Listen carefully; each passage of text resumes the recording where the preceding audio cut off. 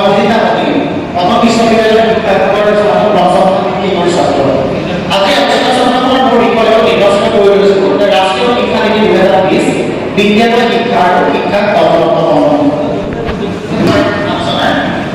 আজি আলোচনাসমূহৰ আলোচনা কৰিব লৈছো যে অসম ৰাষ্ট্ৰীয় শিক্ষা নীতিৰ সংস্কৰণৰ প্ৰভাৱিত সম্বন্ধে নতুন শিক্ষা নীতি উল্লেখ কৰাৰ পক্ষৰ শিক্ষানীতিৰ সম্পৰ্কে বিভিন্নজনৰ সমালোচনা আৰু মন্তব্য পূৰ্বৱৰ্তী বিজ্ঞানৰ শিক্ষা আৰু শিক্ষা সম্বন্ধে নীতিৰ পুনৰীক্ষা আৰু আলোচনা প্ৰথমে আমি গম পাওঁ যে নতুন ৰাষ্ট্ৰীয় শিক্ষা নীতিয়ে ভাৰতবৰ্ষত এক আমূল পৰিৱৰ্তনৰ সৃষ্টি কৰিছে আৰু এই নতুন ৰাষ্ট্ৰীয় শিক্ষা নীতি 2020 ভাৰতবৰ্ষৰ 1986 ৰাষ্ট্ৰীয় শিক্ষা নীতিৰ পৰিৱৰ্তন আৰম্ভ কৰিছে।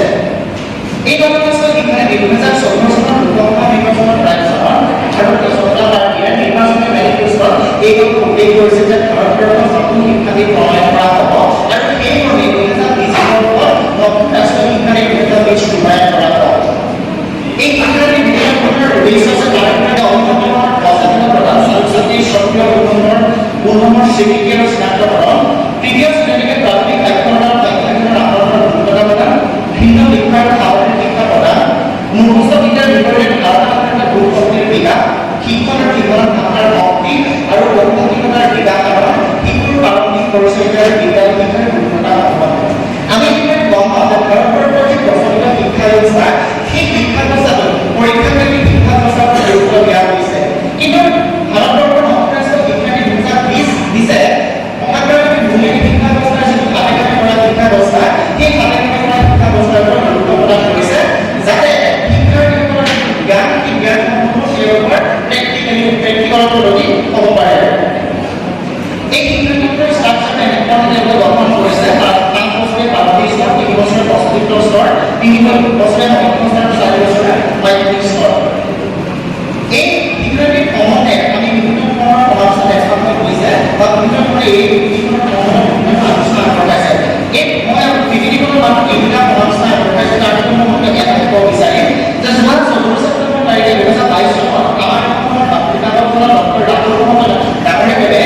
শিক্ষা নীতি 2020 সংস্কৰণী পদক্ষেপে নেতৃত্বত অৱলম্বন উল্লেখ কৰিব বিচাৰিছে যে যদি দস্তাবেজখনে অধিক সামগ্ৰিক আৰু জ্ঞান সম্পন্ন প্ৰণালীৰ উন্নতি পদক্ষেপ লয় ব্ৰিটেইনৰ ছোৱালীকাপে তথাপি পৰ্যাপ্ত নহয় বুলি ক'ব বিচাৰিছে। তেওঁ কয় যে গোটেই নথিখনে লিংগ সম্বন্ধিত জটিলতাৰ কথা বাৰে উল্লেখ কৰা হৈছে কিন্তু ইয়াৰ ব্যৱস্থাপনা পৰিৱৰ্তনৰ প্ৰয়োজনীয় কৰা নাই। আমি দেখা পাওঁ যে বৰ্তমান আমাৰ ভাৰতবৰ্ষৰ ছোৱালী শিক্ষাক বেছি গুৰুত্ব প্ৰদান কৰিছে যদিও এই শিক্ষা নীতি বেছি গুৰুত্ব প্ৰদান কৰিছে তথাপি কিন্তু মহিলাবাদী শিক্ষা নীতিখনৰ প্ৰচলিত বিভাগৰ সৃষ্টি বিদ্যালয়ৰ শিক্ষা সম্পৰ্কত কমতে তেওঁলোকে এই শিক্ষা নীতি কি ক'ব বিচাৰিছে কিয়নো আমি ৰাষ্ট্ৰীয় শিক্ষা নীতি ৰাষ্ট্ৰীয় শিক্ষা নীতিখনৰ সম্পৰ্ক কৰিব লাগে বুলি তেওঁলোকে ভাবিলে এইখনত কৈছে যে বিদ্যালয়ৰ পাঠ্যক্ৰমৰ শিক্ষা পদ্ধতি 5+3+3+ কৰিব লাগে বুলি কৈছে অৰ্থাৎ আমাৰ যি 10 বছৰীয়া স্কুলীয়া শিক্ষা আছে এই স্কুলীয়া শিক্ষা তেওঁলোকে 5+3+3+ শিক্ষা বিভাজন কৰিছে। ইয়াৰ উপৰিও তেওঁলোকে শিক্ষা নীতিখনত অসমীয়া কেন্দ্ৰসমূহৰ বেছি গুৰুত্ব প্ৰদান কৰিছে যাতে শিক্ষাৰ্থীসকলে কম সময়ত তেওঁলোকে জানিব পাৰে আৰু এতিয়া তেওঁলোকে কৈছে শিক্ষাৰ্থীৰ মাতৃভাষাৰ ওপৰত তেওঁলোকে বেছি গুৰুত্ব প্ৰদান কৰিছে। নতুন শিক্ষা নীতিখনত বিদ্যালয় শিক্ষা নিয়মৰ বৰ্তমান 4টা বিষয়ৰ উল্লেখ কৰিব বিচাৰে। প্ৰথমতে তেওঁলোকে বিদ্যালয়ৰ শিক্ষাৰ্থীৰ গুৰুত্ব প্ৰদান কৰিছে আমি এইটো উল্লেখ কৰিছোঁ তাৰপিছত তেওঁলোকে গুৰুত্ব প্ৰদান কৰিছে শিক্ষাৰ্থীৰ বিদ্যালয়ৰ জ্ঞানৰ প্ৰদান কৰিছে আৰু বিদ্যালয়ৰ অন্তৰ্ভুক্তিৰ ক্ষেত্ৰত তেওঁলোকে গুৰুত্ব প্ৰদান কৰিছে। আমি যদি শিক্ষা ব্যৱস্থাপনাত গৈ থাকোঁ বাৰে শিক্ষাৰ্থীৰ যোগান ধৰা এখন নিৰ্দিষ্ট পাঠ্যক্ৰমৰ প্ৰয়োজন হয় আৰু পাঠ্যক্ৰমৰ বেছি গুৰুত্ব প্ৰদান কৰিছে। এই শিক্ষাৰ্থীসকলে কি ধৰণৰ পাঠ্যক্ৰম প্ৰণয়ন কৰিব লাগে বা বিদ্যালয়ৰ কি ধৰণৰ ব্যৱস্থা প্ৰণয়ন কৰিব লাগে সেই সম্পৰ্কে তেওঁলোকে ক'বলৈ বিচাৰি কৈছে যে ৰাষ্ট্ৰীয় পাঠ্যক্ৰমৰ সৈতে সামূহিক বিষয় আৰু উপাদানসমূহ গুৰুত্ব প্ৰদান কৰিব লাগে। তাৰপিছত তেওঁলোকে ক'ব বিচাৰিছে যে ছাত্ৰ-ছাত্ৰীৰ বিকাশৰ পৰীক্ষণ পদ্ধতি পৰিৱৰ্তন হ'ব লাগে কাৰণ বৰ্তমানৰ যি পৰীক্ষণ পদ্ধতি আছে সেই পৰীক্ষণ পদ্ধতিসমূহ অন্তৰ্ভুক্তি হৈছে আৰু সেইবাবে তেওঁলোকে এই শিক্ষা নীতিখন উল্লেখ কৰিছে বৰ্তমানৰ শিক্ষা ব্যৱস্থাত যাতে পৰীক্ষা কেন্দ্ৰৰ বিপৰীতে ল'ৰা-ছোৱালীয়ে হাতে কামে কৰা শিক্ষাৰ জৰিয়তে জানিব পাৰে। তাৰপিছত মই ক'ব বিচাৰিছে এই নতুন ৰাষ্ট্ৰীয় শিক্ষা নীতিখনৰ বিভিন্ন ধৰণৰ সীমাবদ্ধতা তেওঁলোকৰ নতুন আছে তেওঁলোকৰ লিমিটেশ্যন হৈছে বিভিন্ন ধৰণৰ এডভান্টেজ হৈছে মই প্ৰথমতে এডভান্টেজ কেইটামানৰ বিষয়ে উল্লেখ কৰিব বিচাৰোঁ যে নতুন ৰাষ্ট্ৰীয় শিক্ষা নীতিখনে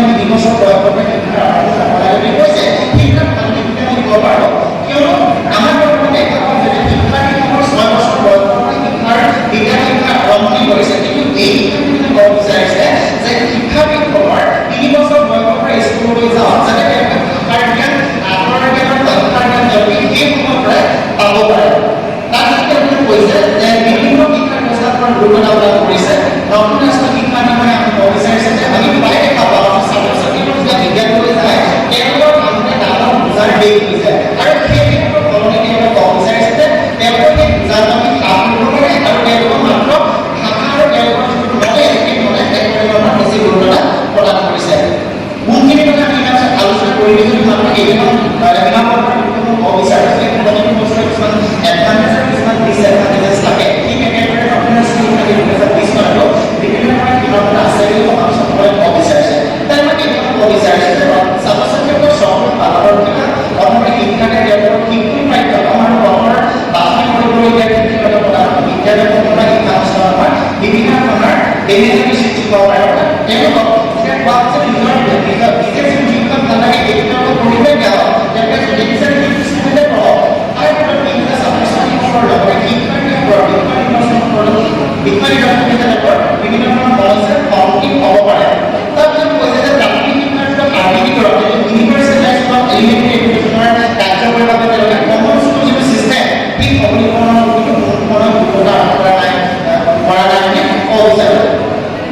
সৰ্বসাধাৰণতে ক'ব বিচাৰোঁ যে এই শিক্ষানীতিখনে ইমানবোৰ দিনৰ ইমানবোৰ কথা ৰৈছিলোঁ এনেকৈ অভিনাশীয় শিক্ষানীতি হিচাপে দিছে ভাৰতৰ শিক্ষাক্ষেত্ৰতে আলোড়নৰ সৃষ্টি কৰিব আৰু এই শিক্ষানীতিখনে ভাৰতৰ শিক্ষা ব্যৱস্থা পৰিৱৰ্তন কৰিব গ্ৰাম্য অঞ্চলত দুটা অঞ্চলত এই শিক্ষানীতিখনে ভাৰতৰ শিক্ষাক্ষেত্ৰৰ উন্নত কৰিব বুলি মই ভাবোঁ